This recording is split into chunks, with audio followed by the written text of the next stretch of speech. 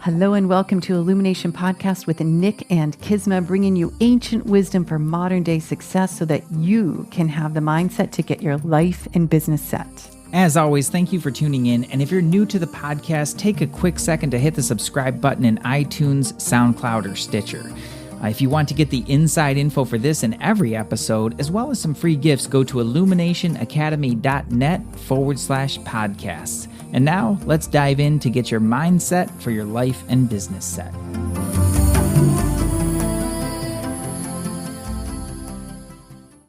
Hello and welcome to Illumination Podcast with Nick and Kisma. I'm Kisma and I'm so happy you're here today. This is one of our episodes where we have a guest who, her message is amazing. She's a phenomenal human being and has really changed the lives of many, many women. Sarah Nannan, who is a life coach for widows and best-selling author of Grief Unveiled, a widow's guide to navigating your journey in life after loss. And we'll dive in with her at a deeper level in just a few minutes. But before we get started, I just want to give a shout out to Nick because he's been working hard this week. Hello, welcome. How are you? I'm fantastic. How are you? I'm good. What's new? What's new? All sorts of things are new. All sorts of really cool projects. Like I've been in a mode of things have been happening. And it's always really exciting for me. You know, we were talking about this yesterday and how, you know, it's not for everybody. Like everybody's not built the exact same way. But for me personally, where I was getting kind of fatigued a little, I was noticing a little bit of energetic fatigue because I wasn't making any order before I was doing things. Mm-hmm. And I know that some people can just get after it and just do, but I'm not one of those people. And then I caught myself like with it pretty quickly and I started to make some order and I was like, oh man, like I can breathe. That divine order, man. It's exciting to see it kind of unfold too. And it's fun to watch the things move forward. So with Energy Mastery, we've got all kinds of I've got a training this weekend and then I've got all kinds of really cool things that are continuing to come out. Mm-hmm. And then, I'm so excited about some of the things that we're doing with the Ultimate Life tool. Yeah. And putting together some materials for that so that people can really see what it's about and start to understand like this amazing technology. I think we'll be doing a whole podcast on that. Or a few, yeah. So that's a lot, but so a lot's been going on. I'm really excited and I'm so excited to be here with our guest today. I know. So why don't we dive in and bring Ms. Sarah Nannan on. Sarah, hello and welcome to Illumination Podcast. How are you doing today? Hi, Nick. Hi, Kisma. I'm so excited to be with you today. And you're coming from where? Illinois? I'm in central Illinois and it's snowing in April. I'm so sorry. I'm so sorry to hear that. Recording this on I think it's April 15th, 16th or something. And it's funny because I went for a drive this morning and it was beautiful, sunny in San Diego. And I almost took a picture and sent it to my sisters in Columbus and my brother in Minnesota. And I just thought that would be a cruel joke. So I didn't. But hopefully spring is around the corner for you. So, well, thanks for being here. I mean, your story is one that captured my heart when I met you at an event with a mutual friend of ours in New York City. And, you know, it's one around grief. It's one around specifically grief for women. And it's also about shedding the grief. To me, it was like shedding the grief and stepping back into living life fully. So I want to open it up and have you share a bit of, you know, what it is that in your words you do for women. Let's start there and then we'll get into some of your story. Well, I'm so excited to talk about this, especially today, because I'm just coming out of a 3-day live event with women who've just completed my program. And it's been so exciting to watch their journeys unfold. But what I'm doing really is reframing the entire grief process instead of something that happens to you that leaves you suffering eternally, and shifting it to something that you can move through. And as we do that, we learn how to grieve with intention instead of in this victim suffering mentality that we're sort of taught in our culture, and also to really cultivate some practices that allow us to be more present for that journey through grief, so we can also move toward intentional living again in this life after loss that we have to figure out all over again. Something caught my eye right in the beginning of your book, and it says, we've been told mourning comes at us in 5 stages. It paints a picture of grief that is tidy, organized, and run by a rigid structure of rules it will follow. And I thought that was so interesting of like how we would take something as unique as that experience to every individual and want to put it into a 5-step, system, a 5-step process that'll, you go through these stages and then you're all better or it'll all be fine. It's so funny that that has been done. And I understand the need of the model, but I also understand how incredibly broken that can make people feel when they don't fit into that, or when they wonder, where the heck am I in this process? And that when they're bouncing around. Can you share a little bit more of your insight around that? And is there a process to grieving, or is it very different? So when I started writing this book, my book coach and publisher really wanted me to make my own steps that people had to move through systematically.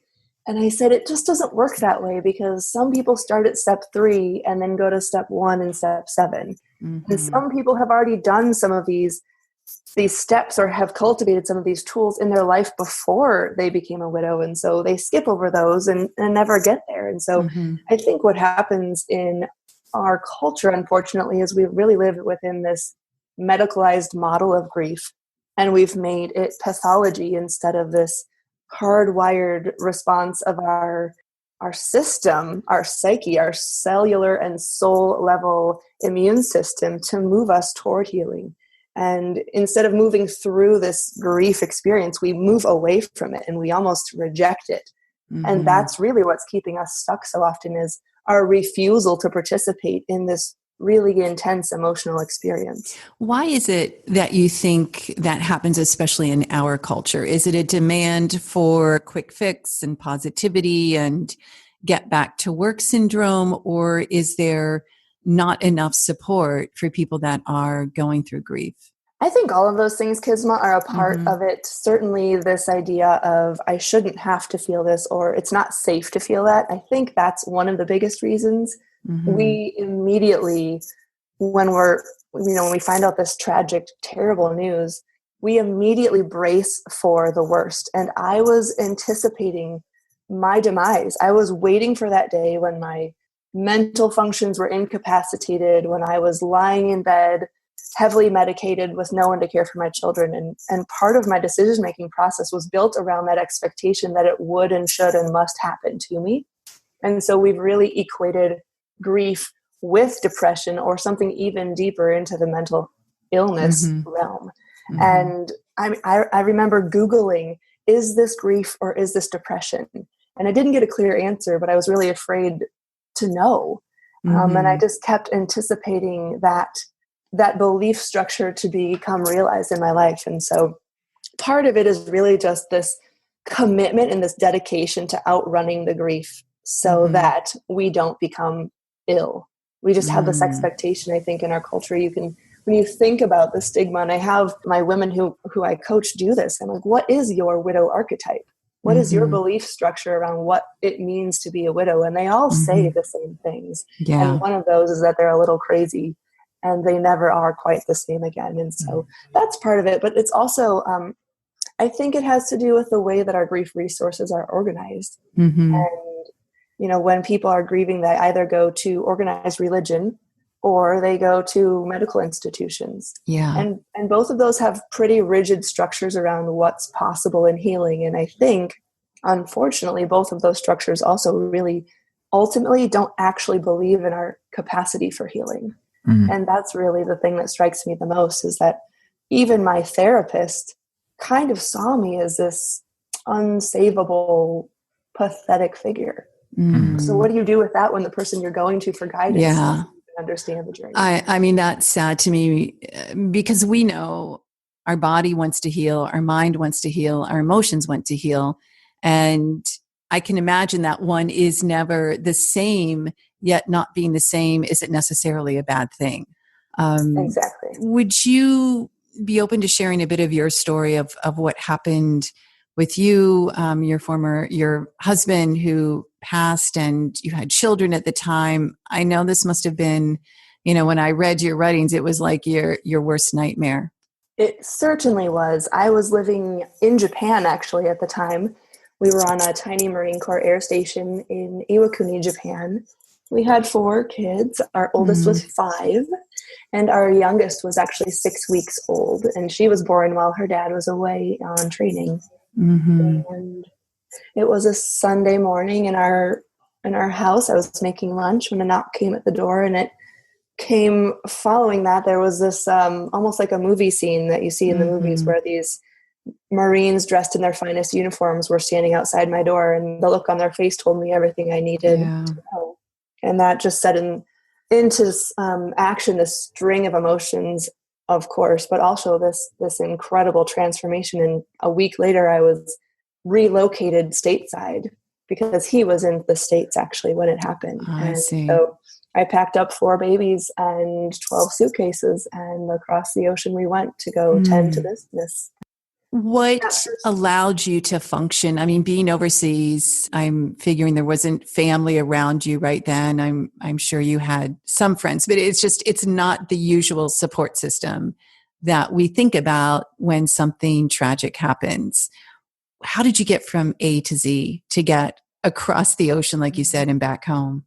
I think honestly, in those first days, it was sort of this disassociation from my emotions and my body a little bit. I had an incredible community around me, and my parents actually flew across the ocean to help me get everyone home and to take care of some of it. But it was just this state of shock. And so I think pure adrenaline in that fight or flight mode truly kicked in and carried me to that place where I got home. And that was one of the interesting things about my first year, was that never really actually let down, because I was so committed to not being mentally ill, to not being seen as the pathetic, tragic widow. And so in my effort to exude grace and strength, I sort of blocked my own grief and went on this continuation of survival mode until my body started getting sick. And I started realizing how miserable I was in not just my body, but also in my heart. And that was when I started looking for something different.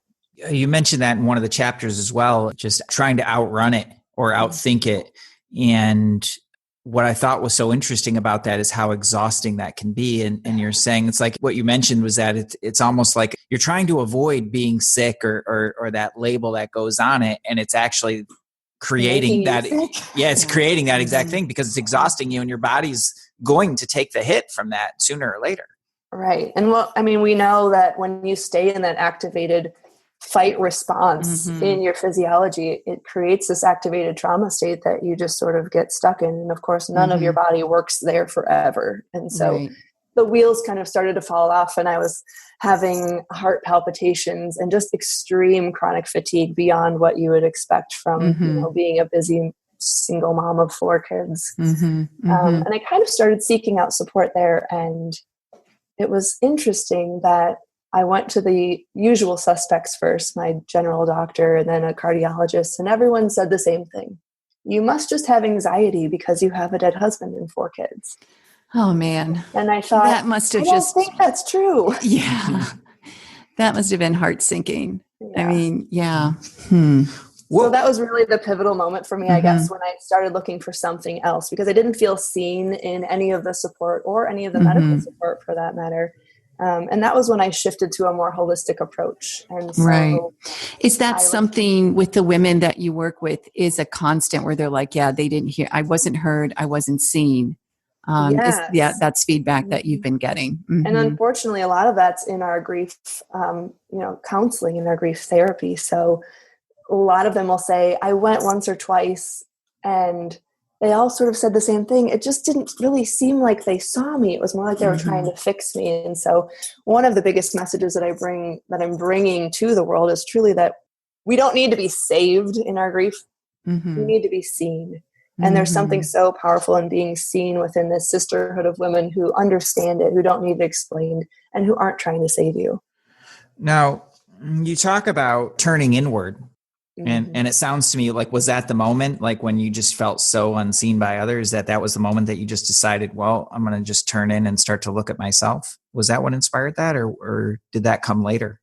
I think that came with the divine timing of the fact that I was in my yoga teacher training 200-hour program. And what I found there was myself waiting to be seen by me first. Right? No one can see you unless you allow them to see you. And I hadn't yet seen myself. And so I learned to use that witnessing mind concept and observe myself almost from the outside looking in and see all of these things that were happening in me that I didn't realize were happening. And so much of my fear and shame and guilt and judgment in this grief journey, especially in the first year or so, it was all really coming from myself first. Mm-hmm.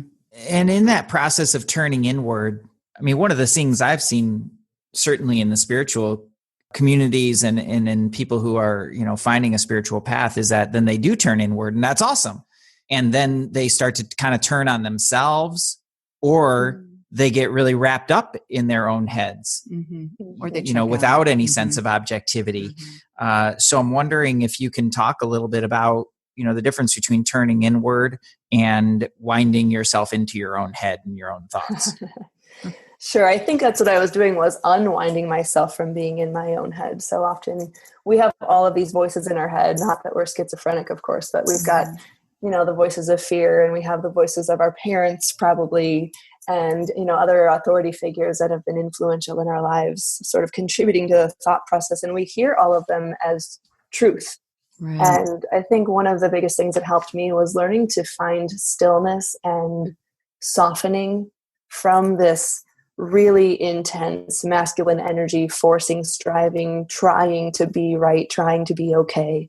And instead softening and allowing all of the feelings to be there, instead of making them mean something about sickness or incapacity for healing. Instead, I just learned how to let the sadness come when it was there and acknowledge it almost like you would in a child. And yeah, you're sad. Of course you're sad. And letting that come through. And I was watching as I learned to express and interface with these emotions and actually really kind of almost take them to inquiry and understand, why am I sad? Because it's easy to say I'm sad because my husband died. But below that, there's all of these other sadnesses. I'm sad that my kids won't have a father. I'm sad that I don't have this partner and friend and lover. But also I realized at some point it was more about, I'm sad because I don't know who I'm allowed to be now without him. That is a beautiful perspective.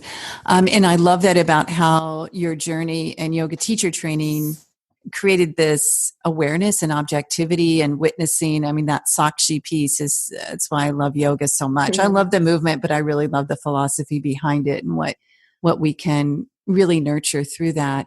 The yoga teacher training, were you doing this during the first year after your husband's death, or was it after the first year? I started it just before the first year anniversary, and it was just something that intuitively I was drawn toward and I was curious about. And I was looking for what do I do now? Right. I'm a stay-at-home mom, and I'd like some space for me to find and use my gifts and talents in the world. So I just sort of followed this intuitive hit and signed up to create some space for myself in the story where I didn't feel like there was a lot of it. And so it unfolded over that second year of my grief journey. And it was the best decision I ever made. Oh, yeah, I can totally see that. Before we start to talk about your program and how I'm sure it was just being created as you went through this experience, can you share a little bit about two questions for me, but the difference for a woman and your thoughts around it when a woman loses her husband young and a woman loses her husband 50 years into the marriage. I know we can look at one as being so dramatic and drastic and tragic as a young wife, yet when we look at a woman who's lived with one person for decades, it can as well. And I'm just curious on your perspective, how you would approach each of these differently, or would you? That's such a great question. And initially I thought they would be really differently, but what I've learned is truly, Kisma, the only difference between them is the way that our culture treats them. Because in my program, I have 30-year-old women, and I have mid-50s and mid-60s, and I have a 71-year-old woman, and they are all experiencing these universal experiences together, different from their stories. Some have daughters, and some have daughters' daughters, and some never had children, and yet they're all really moving through these same pillars along their journey. And a lot of it is just simply this coming home to themselves, because the grief that was really initiated by the death of their beloved has allowed them to interface with their own vulnerability in a way that they probably were never willing or interested in before. Because of the way that we're trained to be good and to be likable and to be worthy and to be pretty. Right. And so we talk a lot about how we give up these innate pieces of ourselves along the journey of becoming right. a mother, becoming a wife, becoming a grandmother, whatever the roles are that you take on. And so some of it is going back through the story and picking up the pieces of yourself that you left behind and really integrating them back into the places where you feel this emptiness and finding out, who am I, almost for the first time in a lot of cases. Yeah. I love that. That's so precious. I know people struggle with grief. I know they struggle when someone loses someone they love. I know that humans struggle with tragedy and they don't always know what to say or how to be. And it can be misconstrued and it can create heartache. It can create new relationships. From your perspective, from your words, share a bit about how people can relate to someone in grief. And I don't like to use the word right, like say the right thing, but what is a connective nature? Like, how can they support a woman going through something like this? You're right. People say a lot of things, and a lot of them are received with some pain. It's surprising. I couldn't believe how much of that early journey was spent navigating this complicated social world of people trying to love me and kind of getting it wrong in a lot of cases.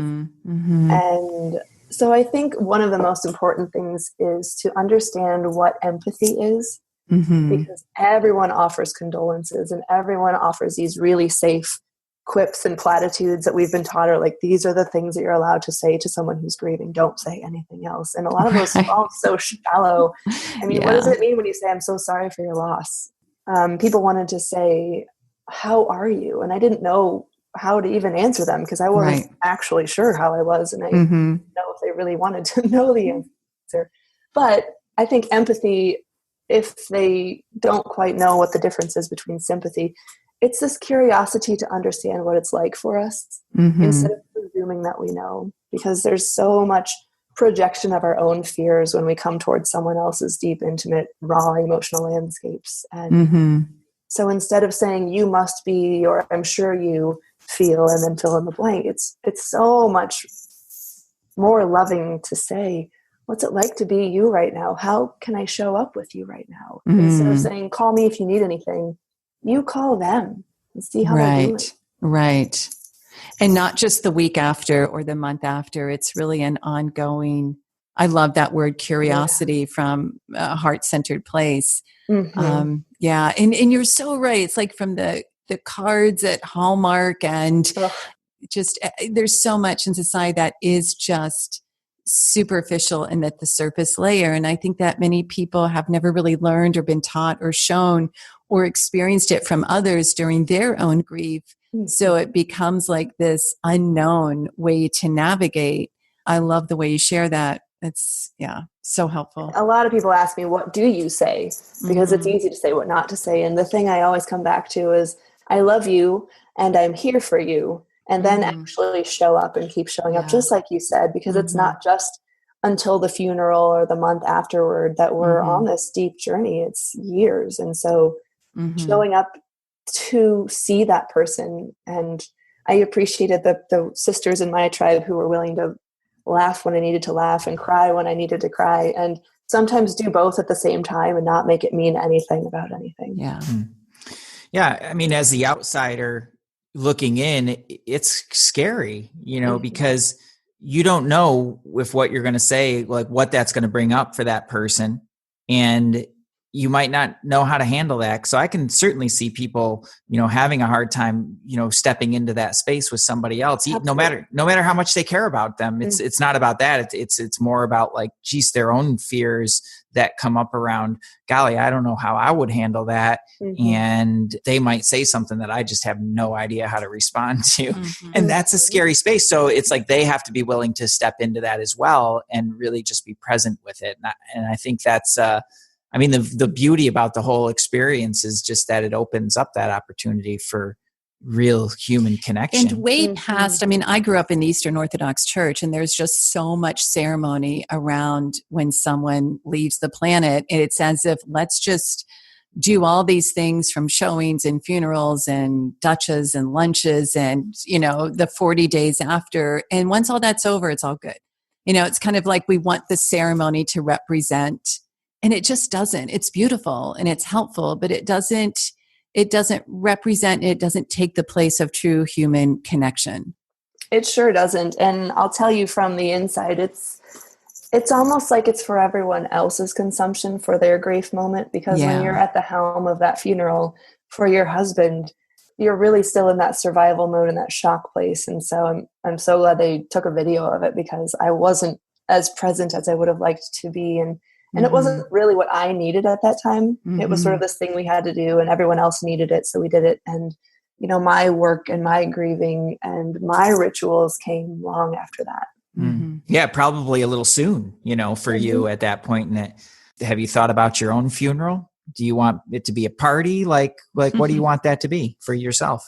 I have thought about it, because when you bury somebody you love, it makes you face your own mortality, of course. And I know that the funeral itself, I want it to be a private ceremony, a really sacred ceremony honoring my journey and giving those people who are left behind space to have their experience with it.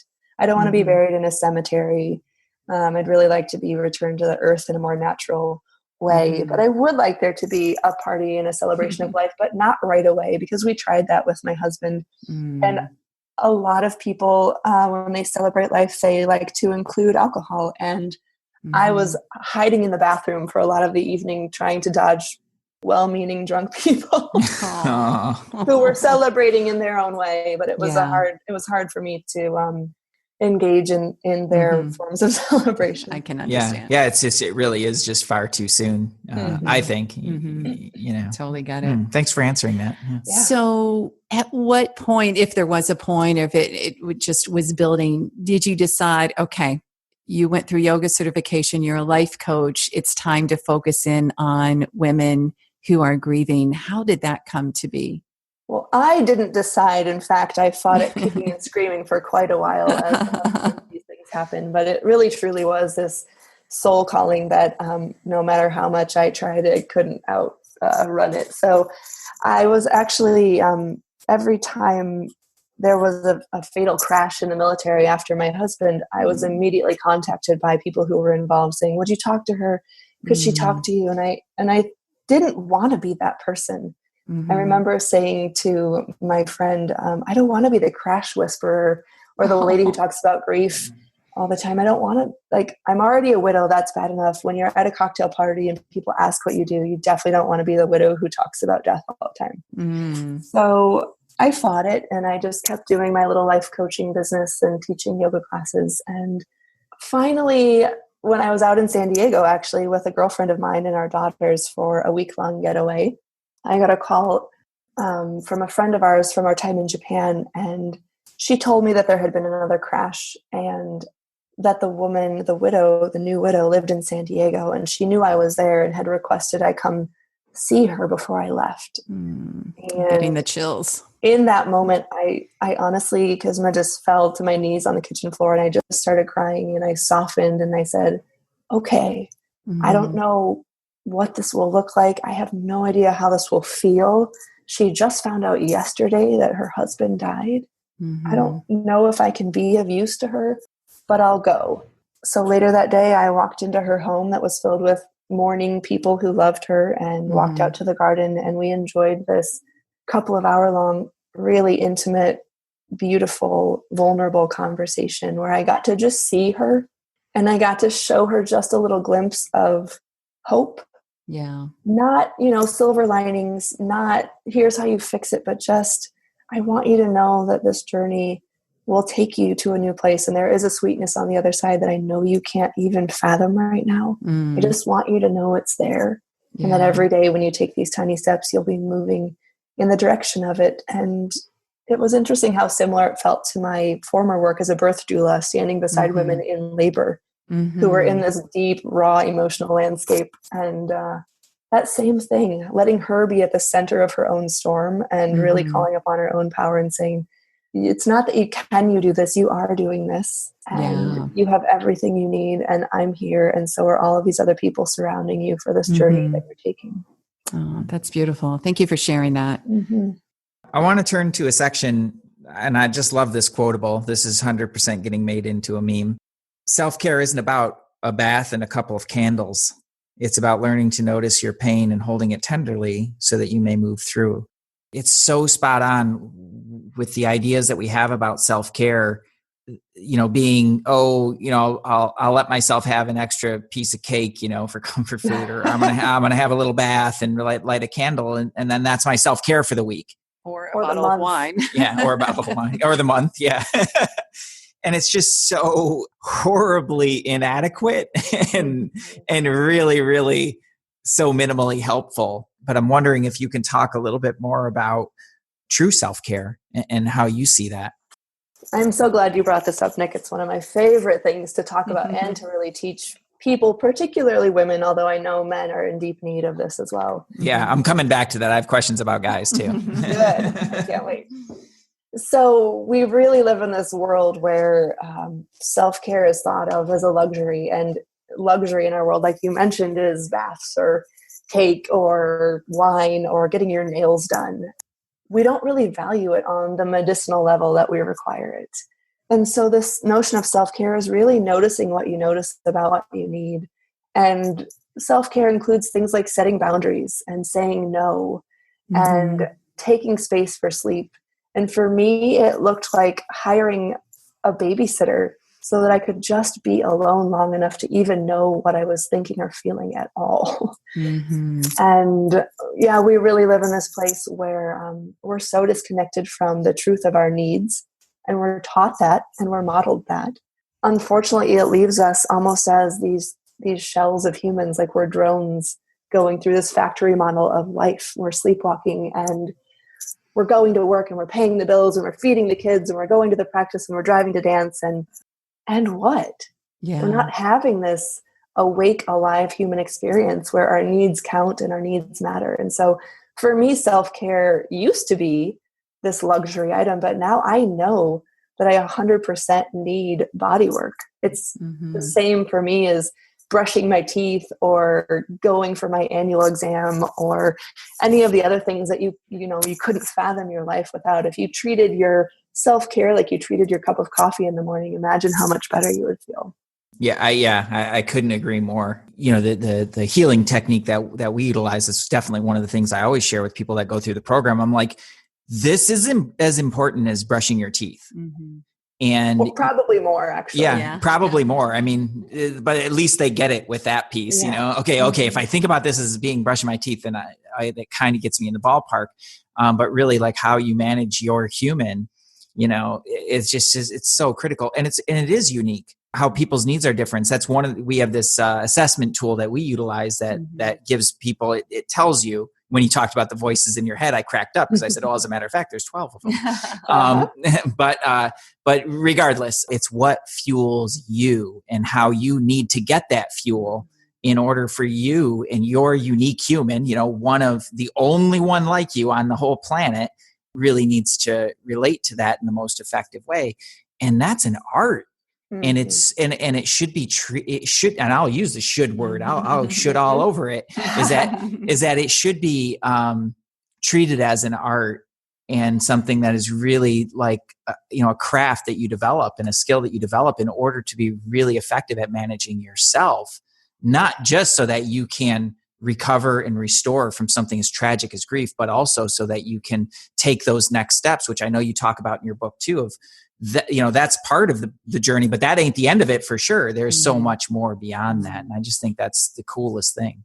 Absolutely. And I think we, just as much as we talked about quick fix earlier with therapy and resources, it's the same thing where we're expecting this quick fix. I'm so exhausted, so let me have another cup of coffee so I can't feel my exhaustion. Yeah. I'm so stressed, so let me just watch 2 more hours of Netflix so I don't have to feel my stress.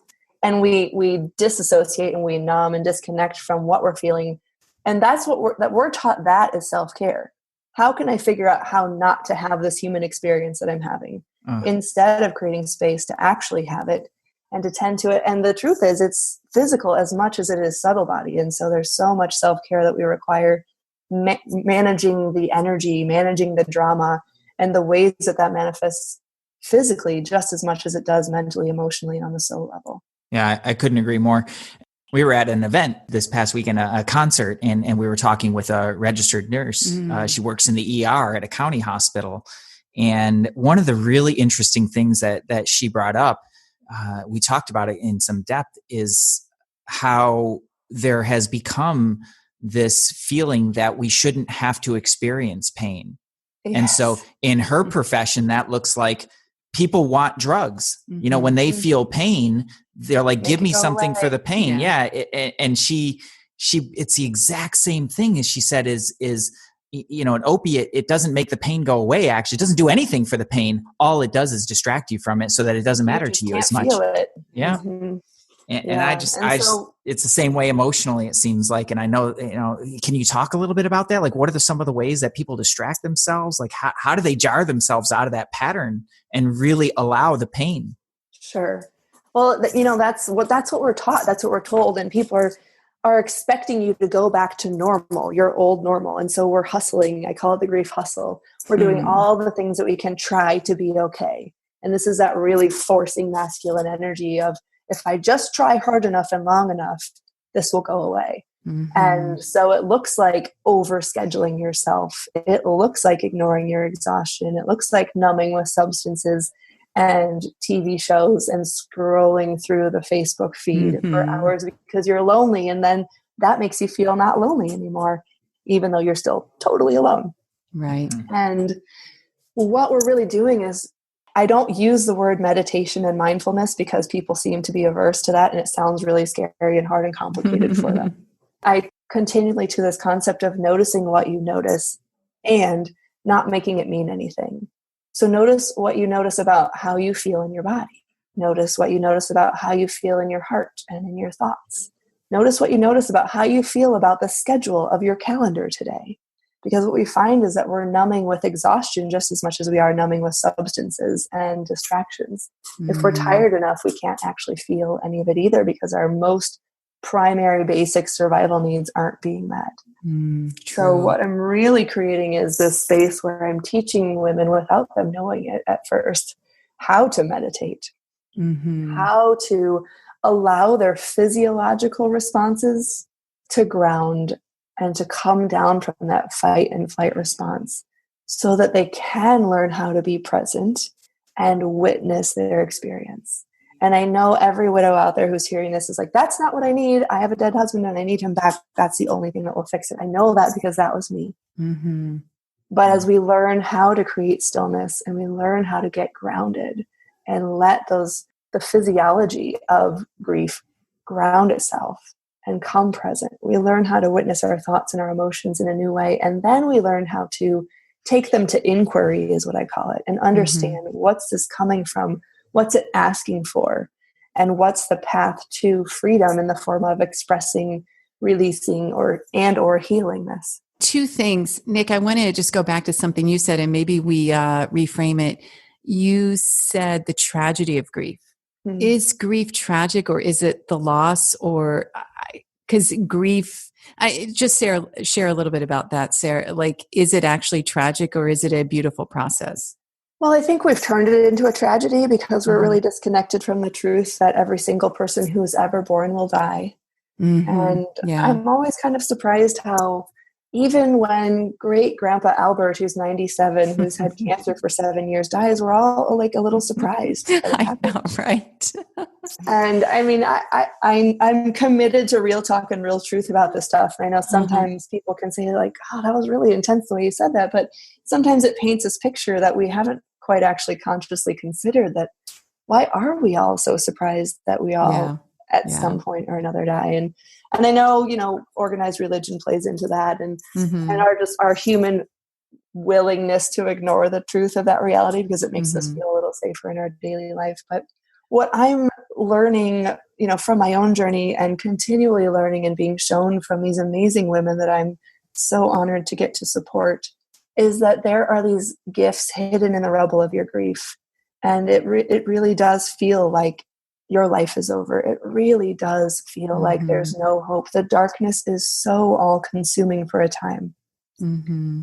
But as you move through this consciously with this intention to move toward the light, to practice gratitude, even for the tiniest moments in your day, and to look for something more than your own suffering in your life, you slowly and steadily move through it and find these gifts. And so it's different for every woman. But, this weekend I celebrated and helped hold space for their integration of these gifts that they found. And this really vibrant, outspoken, powerful woman was just in tears about the peace that she felt because she had learned how to soften and love so powerfully and feel this connected love, this profound love with her late husband who had been returned to the universe. And she was like, I can feel his love so powerfully now everywhere I go in my life. And it's just a beautiful thing to know that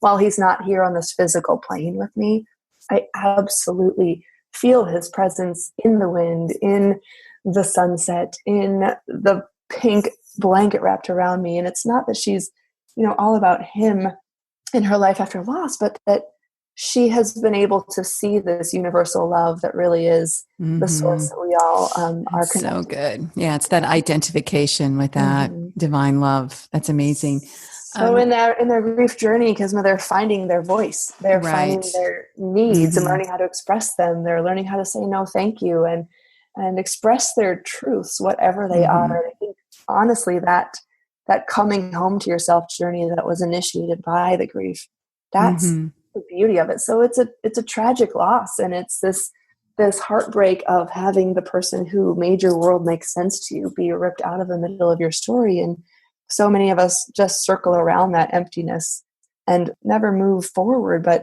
what we're learning to do is pick up the pen and continue to author the rest of our story.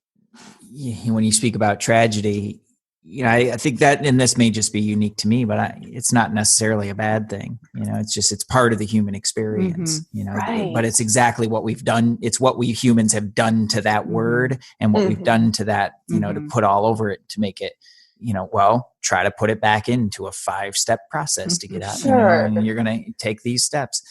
And but really it turns you into a victim. Yeah. Yeah. Oh, this is just where I'm at, and I have to, and it's not, it's like it's happening to you instead of really giving you the opportunity to see something new within yourself. But I get it, like that's the flip side of the coin for me is like, it is intense. And I believe it can be terrifying for any human being to look into themselves because you don't really know what you're going to see there. And the same, this is something that we joke about, Kisma and I, in our relationship with, like who's more attached to the other and that. and the truth be told is you never know until you know. Yeah, this is true. And when the chips are really down and you're in that situation, that's the only way you'll ever really know. And so the work continues to just try and be in your experience and not attached to it and let yourself be a human being, let it be okay to be human. that's so much that we talk so much about reclaiming your humanness in all of this instead of striving to be a good widow or a good wife or a good woman. Let's just learn how to be humans again and have a human experience and allow for all of that to come through because it's all there in you, whether you're ignoring it or not. And so what happens when you identify it and name it and either claim it or release it is you become more whole in your humanness. I feel like when you describe this work that you're doing, it's taking a woman from a linear perspective to this in-depth, like experiencing life on so many different realms and dimensions and arriving to this place where they know so much more about at least themselves. And that's a pretty amazing place to arrive to. It truly is. And I cried a lot this weekend as I was holding space because there was so much gratitude and awe in me watching these women who I met a couple of months ago who were so empty and were so consumed with sadness. And, they were like, I really don't have hope and I'm not sure what else to try. So I'm willing to try anything, but I just don't actually believe in the possibility for happiness or even a little bit of joy. Yeah. I mean, I laugh sometimes, but that grief is just right there behind it. And so to see them so liberated from that and so radiant, I mean, they were just luminous standing there together in their power and loving each other and loving themselves and their lives and saying things like, I'm so excited to see what happens next. Coming from that same mouth who just couldn't even fathom the future a few months ago. It's definitely going up the scale of consciousness. I mean, there's a willingness, right, to live again and to see again and to share again. That's powerful. I want to get back to the men, the conversation around men. What do men need to know? Just share a bit. We've got Nick here, so he can ask questions too. I can verify. Well, the truth be told, I'm not a man, so I can never pretend to fully know what it's like to be them. But I know that when I was reading one of Brene Brown's books, something she wrote really struck me. And it was that men need this powerful vulnerability just as much as women do. And not only are men unwilling to claim that for themselves, but women so often are unwilling to allow that in them and to celebrate and honor that in them. And from my perspective, being, a military officer at one point and then a military spouse, I've spent a fair amount of time around really powerful men kind of people. And it was really interesting to experience their grief for my late husband and the way that it had to be packaged in their world for them to be safe. Yeah. And it looked a lot like this. Tomorrow we get back in the jets. So take today to do what you need to do. And my heart really just broke for that because I know that they'll only be afforded those anniversary markers, his anniversary of his death, his birthday, to grieve again. And it's interesting that when I come to town, they'll hold me and they'll cry as we tell stories and remember. And it kind of breaks my heart. Actually, it truly breaks my heart that they're just not afforded that in the culture that we've created, where masculinity is equated to this sterilized emotional experience. And we expect our warriors to be completely void of deep human emotions. And so really this is just an invitation for men to come forward with the truth of their hearts as much as women.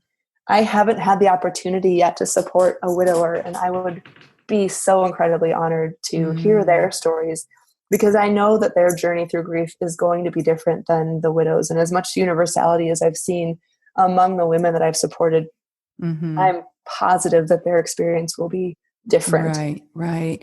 And I love the way you share that. And you were in the Navy yourself, is that correct? I was. Yeah, so there must be, or possibly a completely different dynamic because of simply that role, the warrior having to get back to it, owning that responsibility and embodying the responsibility of protecting our country. Yet, if there were those moments of being able to really express and to feel and to evolve through that, I can only imagine the power as well that could evolve from that. Absolutely. And it's easy to paint a picture that it's just the guys in the military who aren't afforded the opportunity to grieve. But the truth is, it's such a prevalent reality in our culture. And in Brene Brown's book, she said, I was talking to this man who came up to me after a talk on shame, and he said, "What about the men?" And she said, "Well, I don't know. I haven't worked with any men." And he said, "I can tell you right now, my wife and my daughter are out in the lobby, and they would rather see me die than to fall off that white horse that I'm riding on. I can never reveal the depth of shame and fear that I hold in my soul to them." And it just really evoked in me this deep compassion. So I feel that I am a student of men and what it means to be a man in our culture. And I have such deep appreciation for these amazing creatures that are men who enrich our lives so fully. But I know that there is such a deeper experience and wisdom in them that we're not honoring or allowing them to reveal in our culture. Yeah, it is really interesting. I think it's awesome that, I do see a lot more coaches who work specifically with men. And it's just like anything else, there's all shades of it. You see the ones that are like, the warrior, like hyper masculine alpha kind of thing. And that's okay.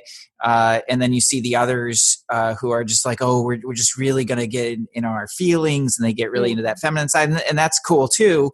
And I think that there's actually something that is more inclusive and more encompassing for what it really is to be a man, because we're all human first. Right. Yet it expresses through, the male psychology and what we've done, what has been done to that, which is pretty interesting, I think, as far as what's put on us. And and it's a funny dance, and I think one of the most common things that I've heard in working with men is that they don't know the right thing to do sometimes. Right. So there's this part of them that deeply wants to be able to express themselves and really feel and be vulnerable.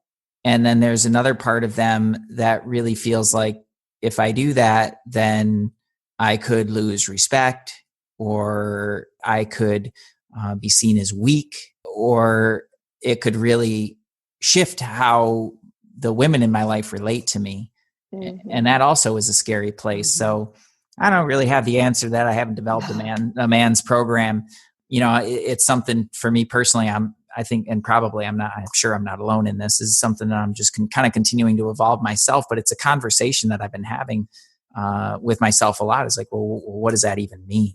Yeah. What's interesting, when you were saying those fears about being vulnerable and expressing, those are actually the same exact fears that the women I'm supporting in grief have about being vulnerable and being seen. And so what's interesting is we talk about masculine and feminine and women and men like they're separate, but the truth is we've all got these feminine and masculine energies in us, and they're all waiting to be expressed in balance. And so I think, I talk to my women about their warrior and their goddess, and they both have a time and they both have a season and they both have a place in the order of things. And the same is for men. They have kings within them, but they also have this divine light in them too. And they both are seeking to support different processes and experiences, and they're both ready to be expressed, and they're not exclusive of each other. Yeah. So true. So I think what we're trying to create is this: how do we create safe expressions of this within the cultural normalized sexual expression? Right. Yeah. So true. I love that. Yeah. And how do we do it with strength? It is really is an important part of that, of like, there are times when you need to be strong. Mm-hmm. Like no question about it. You do have to just set it aside and get on with the job at hand. Whether it's because other people need you, they're counting on you. I'm sure that you know what that's like as a mother, and every woman must know what that's like. And at the same time, to also allow that space for yourself. I think it's a really an interesting dance. What we're finding more and more, Nick, is that this notion of vulnerability is not actually weakness, but it's this expression of our superpower. That's a great way to put it. And when we're willing to go to that vulnerable place, it actually moves us through the experience so much more quickly, and we feel so much empowerment and personal strength as a result of it. So we have created this monster of a thing called vulnerability that looks like weakness and looks like a disaster of a person. But the truth of it is, when we're willing to get vulnerable and be seen and see each other, our strength rises through in a way that we couldn't have anticipated because of what we believe culturally about it. Yeah, that's great. And I think for that was really helpful to kind of clarify for me of like, it's in the setting aside sometimes, like when you do have to just kind of step in and do your life, so that everything doesn't go off the rails, and it becomes so easy to just make that the answer rather than saying, okay, check for a moment. I'm going to get on with this. And then also at the same time, like you talked about in the self-care, is making sure that you get back to that, because that didn't go anywhere. It's just like the pain, it distracted you from it a little bit, but that didn't go anywhere. So there really does have to be that mechanism to come back and see it. So you have this kind of in and out of having a life and being, doing life and also really being human and vulnerable in that. So thanks for bringing that clarity to it. Yeah, this is amazing. Before, like I said, I think there's more podcasts. The three of us could just go on for hours, but I do want to, before we have a final couple words, I want to make sure everyone grabs the book. This is not just for people who have or are going through grief. It's such a great conversation, and obviously we'll have the links in our show notes, but as well, you can go to griefunveiled.com. And for those listening that might need to reach out immediately, there's an email. Sarah, just let me know if this is the best one, but hello@griefunveiled.com. I'm just thinking that there could be a listener, there could be someone who knows someone that would really like to reach out to you and learn more about your program for women right away. So is that the best context? And could you share a little bit about your program as well? Yes, thanks, Kisma. That is the right email address, hello@griefunveiled.com. I love hearing other women's stories and honoring the journey that they've been on. And at some point in the journey, my program becomes appropriate for you because there's a time and a place for this grief and for other, grief support modalities. But when you find yourself at the place on your journey when you're starting to look up and see the life around you and you're asking questions like, is this really all there is for me? Yeah. When you're doing all the right things and trying all the right things and showing up in all the right ways and nothing is budging and you can't shake the emptiness of the grief, that's when you're ready to work with me. And so it's a combination of things, right? I'm not going to tell you how to do things. I'm going to walk beside you so that you don't have to figure it out on your own, but I am going to help you turn toward your intuition and your own knowing to determine the right path for you. And you work through this system that I've created to understand how to connect with those parts of yourself. And the beautiful thing is you also get to connect with this amazing sisterhood of other women who are on the same journey. And you share your experiences in a way that is enriching and empowering for all of you collectively. Right. I love that. That is beautiful. Thank you for sharing that. Nick, did you have any final last questions or shares? Well, like you said, I think we can go on for hours. I kind of want to get back to that some other times, that issue of like, well, why do we think we're going to live forever? Well, I have my theory on that perhaps that's we'll save that one. Yeah, we'll save that one. Tell me when, I'll be back. Yeah. Is there anything that is on your bucket list that you really want to do in life that you've yet to share with anybody? My ultimate dream here is to create this healing center where people can come and set up shop and sort of move in so that they can create space for grief in their life. And I think it's going to be somewhere in Central America. So stand by for that. Okay. That sounds like a dream. That's great. Once that happens, I'll be able to explain to everyone why I needed to be a Spanish major back in college. For sure. And also, would you share a bit about your life now, your fiance, your children? I think it's a beautiful way to come full circle and let everyone know what that's like for you now. Sure. Well, I stayed in the town that I moved back to and swore I wouldn't be here long. But I've slowly fallen in love with this small community in Central Illinois, surrounded by my family, my in-laws, and I happened to meet an amazing second love story here. So my fiance's name is Brad, and he has really, truly stepped into this amazing role as father for our children. And while we're not married, our lives are so intertwined that it feels like I have another husband now. And we've created a yoga studio together in this community. Cool. And he has made possible so much of this journey of following the spirit calling to show up and do this work. Because in that space of single motherhood, it felt really hard to create and carve out the opportunities for book writing and for serving clients. And so I deeply appreciate his partnership and his support of this mission and vision that I'm living. So. Oh, I love that. Thanks for sharing. What's the name of the yoga studio? It's Renkan Yoga Studio. Okay. And I've got to say Renkan is my favorite thing about it because it's the Japanese word for lotus root, and the small community that I lived in Japan when my husband died farmed lotus root.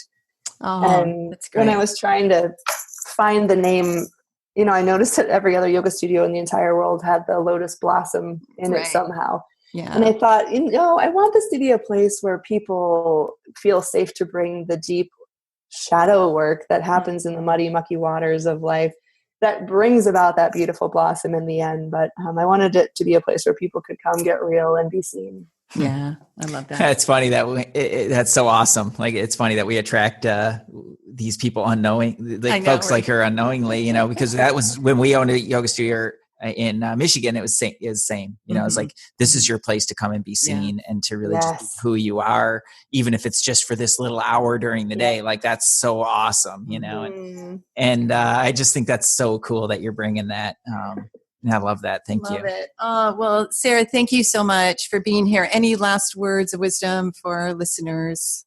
You know, I think it's just for all the people, not just the widows out there. It's just pay attention and notice what you notice, and let that be more real than the thing you're making it mean. That's how we learn how to love ourselves and love each other. Yeah, I love that. Well, thank you so much for being here. And for everyone listening, we'll have links in the show notes for griefunveiled.com. And wow, this was so much fun. So meaningful. Thank you so much, you guys. This was great. Okay. Thank you. Chat soon, and namaste. Namaste.